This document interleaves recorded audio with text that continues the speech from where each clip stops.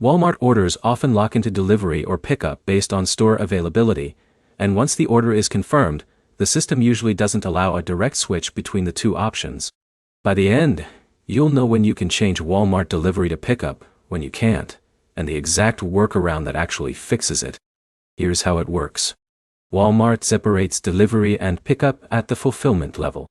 That means your order is assigned to either a delivery partner or a store pickup team the moment checkout is completed.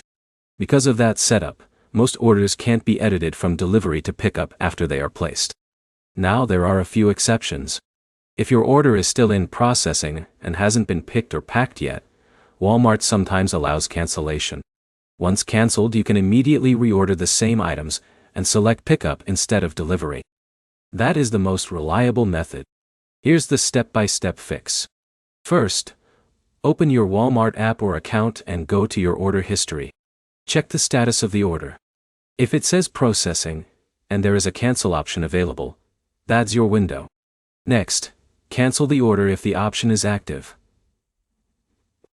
This removes the delivery assignment before it moves into fulfillment. Then go back and rebuild the order manually. Add the same items to your cart again, and this time select pickup at checkout.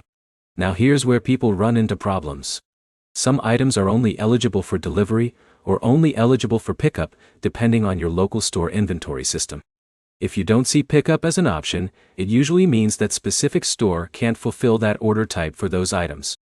In that case, the only fix is switching stores or adjusting your cart slightly so pickup becomes available. Another important detail is timing. Once an order moves into packing or out for delivery, Walmart locks the fulfillment method completely.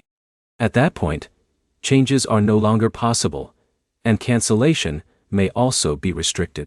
So the key is acting early before the order gets processed. The main idea is simple. Walmart doesn't convert delivery to pickup inside an active order. It only works through cancellation and reordering while the order is still editable.